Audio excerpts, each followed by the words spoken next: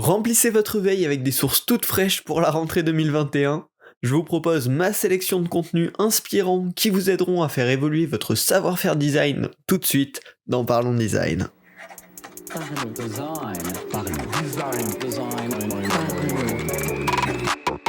Parlons Design est sponsorisé par The Cactus Theory, le site des product designers.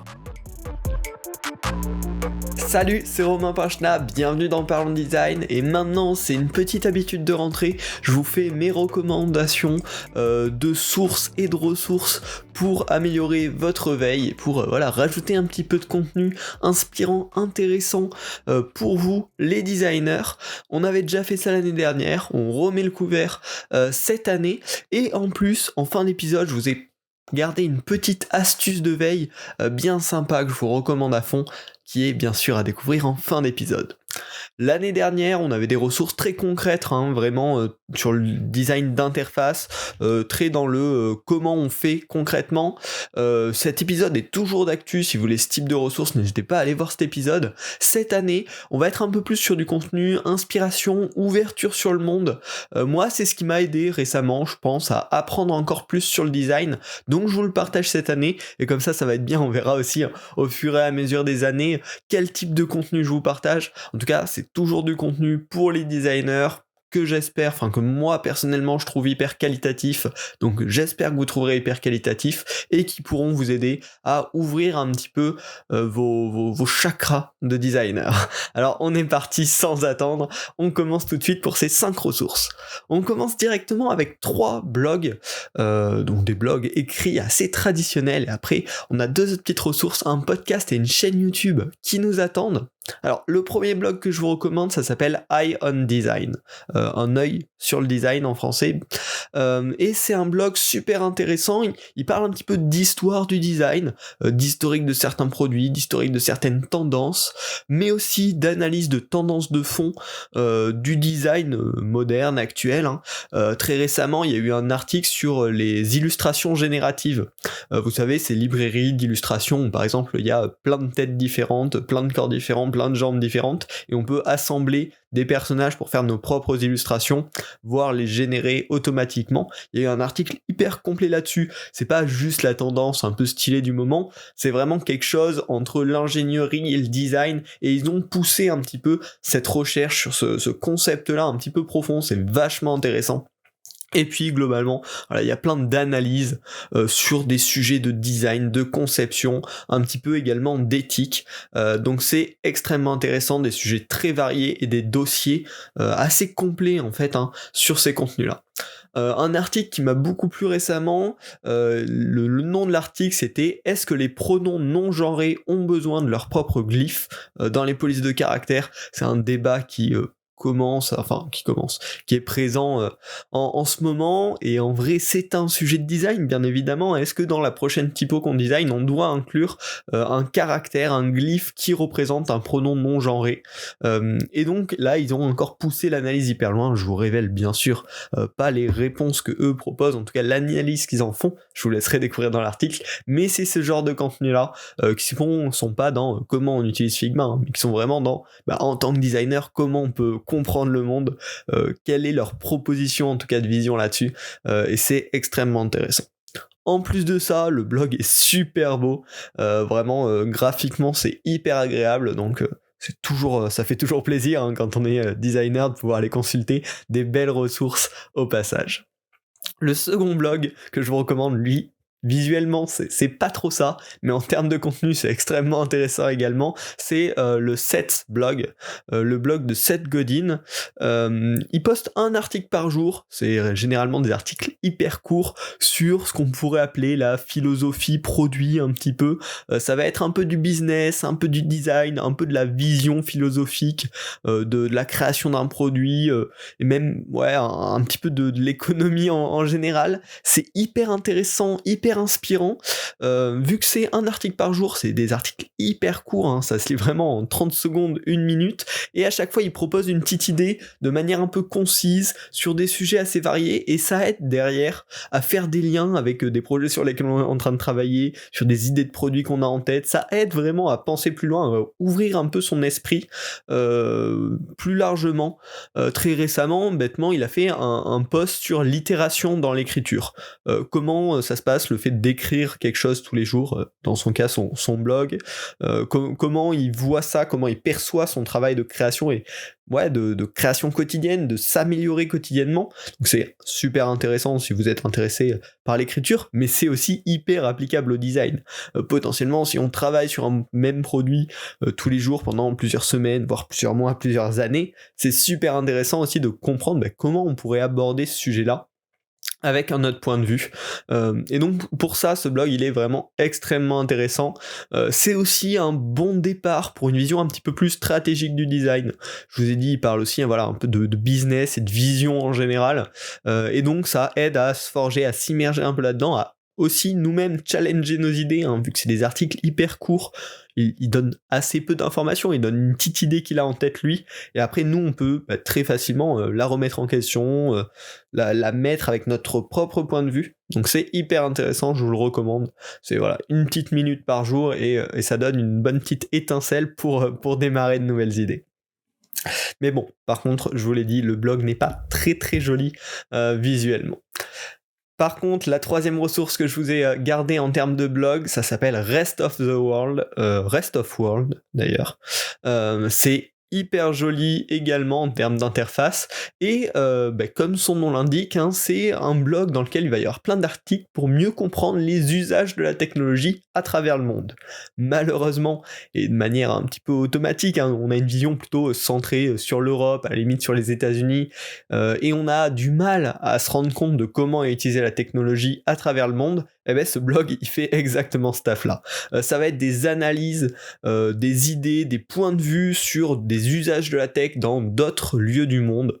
C'est classé justement par région du monde, et donc c'est hyper intéressant pour s'ouvrir, tout simplement pour se rendre compte que on a notre vision d'Européens qui utilisent la technologie, mais c'est pas la vision de tout le monde, et qu'il y a des marchés énormes à côté de nous, qui ont des usages différents, qui ont des problématiques différentes, qui ont des manières d'aborder les sujets différents, et c'est absolument nécessaire et intéressant de comprendre ça pour être de meilleurs designers, tout simplement.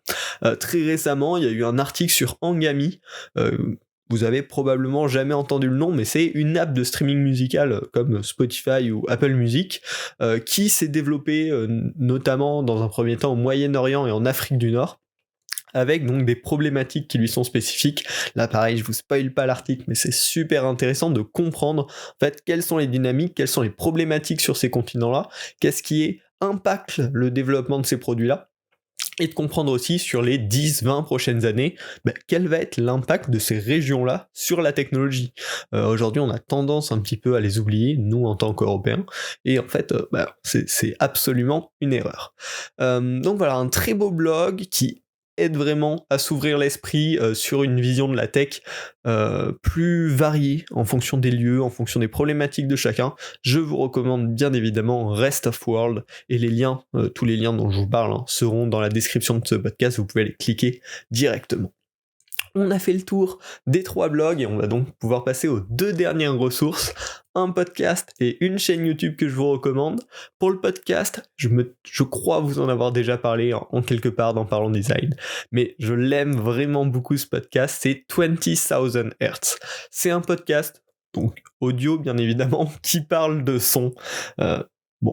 C'est comme ça, c'est assez marrant. En tout cas, c'est des podcasts hyper bien montés, c'est hyper dynamique, hyper rythmé, hyper agréable à écouter. Le storytelling de chacun des épisodes est génial, donc rien que ça, c'est une excellente source d'inspiration pour nous les designers. Le storytelling, ça fait forcément partie de nos des compétences qu'on doit développer, des choses qu'on doit bien comprendre. Donc écouter 20,000 Hertz à chaque fois, c'est clairement une leçon de storytelling, et ça aide à éveiller ses sens un petit peu et ses idées pour un design plus multisensoriel.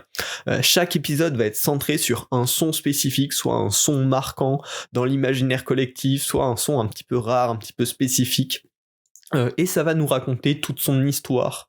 Donc c'est juste super intéressant, on apprend toujours des choses assez folles sur des sujets variés. C'est encore une fois ce type de contenu-là qui aide à s'ouvrir l'esprit et à avoir des points de vue différents que ceux centrés sur notre quotidien. Donc extrêmement intéressant, je vous le recommande, 20,000 Hertz. Enfin, le dernier contenu, c'est une chaîne YouTube, un petit peu de vidéos pour finir. La chaîne que je vous recommande aujourd'hui, c'est Snazzy Labs. C'est une chaîne YouTube sur la technologie, une chaîne YouTube en anglais, mais contrairement à la plupart des YouTubers tech qui sont très centrés sur les nouveaux produits, les caractéristiques, etc. Snazzy Labs, il y a une personne qui incarne cette chaîne, une approche un petit peu plus analytique, un peu plus en profondeur sur l'histoire de certains produits. Donc va bien sûr y avoir des vidéos sur les nouveaux produits qui sortent, mais toujours avec une analyse un petit peu plus poussée derrière sur pourquoi ce produit, pourquoi ces choix de design. Donc extrêmement intéressant pour nous, ça nous permet de suivre la tech et en même temps d'avoir une première petite analyse qui nous est proposée. Et en plus, de manière assez régulière, il va faire des vidéos sur des anciens produits, sur des histoires un petit peu technologiques comme ça, avec vraiment un penchant product design case study. Donc extrêmement intéressant pour mieux comprendre en fait l'histoire des produits numériques, enfin des produits qui sont le support pour en tout cas nos produits numériques que nous on conçoit en tant que designer numérique. Donc je vous recommande absolument cette chaîne YouTube. On a fait le tour des 5 ressources, mais j'en ai une petite bonus à vous offrir avec un outil que je vous recommandais hyper souvent. Vous l'avez peut-être déjà deviné si vous êtes habitué du podcast Parlons Design.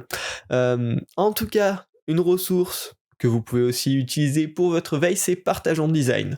Partageons Design, c'est un blog sur lequel je vous partage les meilleurs articles et contenus de design que je trouve, sur lesquels je tombe. Donc ça aurait pu bien sûr être une des vidéos ou un des articles d'un des blogs que je viens de vous recommander.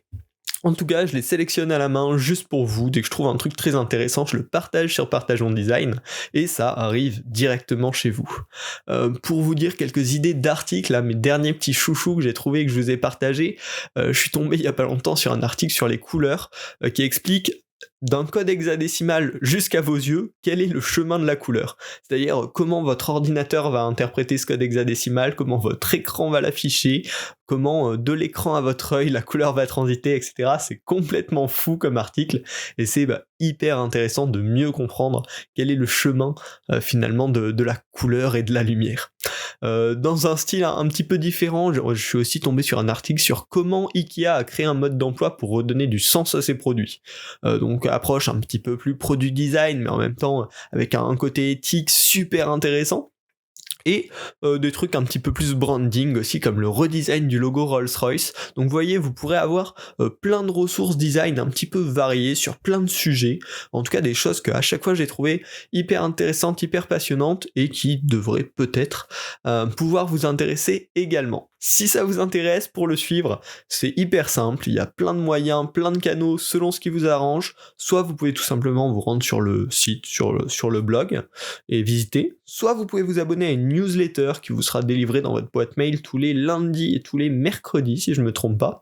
Ou sinon, et ça c'est mon astuce finale, le petit bonus que je vous avais gardé, c'est en utilisant Feedly. Feedly, je vous en ai parlé plein de fois, c'est un agrégateur de flux RSS. En gros, c'est un site sur lequel vous allez pouvoir vous abonner à plein de blogs, à plein de ressources différentes, et dans votre compte Feedly, vous accéderez à une page où il y aura tous les articles de toutes les sources que vous aurez sélectionnées. Et du coup, au lieu de sauter de blog en blog, vous aurez un espace où vous aurez toutes les ressources que vous suivez pour votre veille. Et bien sûr, Partageons Design est compatible avec Feedly. Donc voilà, ça vous permet de mettre toutes vos ressources dans un espace dédié et puis ensuite d'en profiter beaucoup plus simplement, hein, tout simplement. Si vous voulez un peu plus de détails sur Feedly, il y a un épisode de Parlons Design qui est dédié pour en savoir plus. Je vous mets le lien en description parce que c'est vraiment la ressource, enfin l'outil qu'il vous faut pour votre veille. Donc n'hésitez pas à en découvrir plus si vous n'utilisez pas déjà Feedly, ce n'est absolument pas un podcast sponsorisé. D'ailleurs, faudrait peut-être que j'appelle Feedly parce que je l'utilise tout le temps, cet outil, il est génial. Bref, en conclusion de cet épisode, je vous invite tout simplement à continuer à vous inspirer en 2021 avec de nouveaux articles, de nouvelles ressources, de nouveaux podcasts. N'hésitez pas d'ailleurs à me partager vos meilleures ressources sur le design, hein, si vous avez des très bons blogs que j'ai pas cités là, ça m'intéresse complètement de les découvrir. Donc n'hésitez pas à m'envoyer un petit message sur Twitter ou sur LinkedIn en me donnant vos feedbacks sur le podcast et puis au passage en me proposant vos ressources de design. Et puis, si ce n'est pas déjà fait, abonnez-vous au podcast Parlons Design et à la newsletter Partageons Design pour toujours plus de contenu sur le design numérique. Je pense que les noms sont assez explicites. Bon, j'espère que cet épisode vous a plu. On se retrouve la semaine prochaine pour un nouvel épisode du podcast Parlons Design. Salut!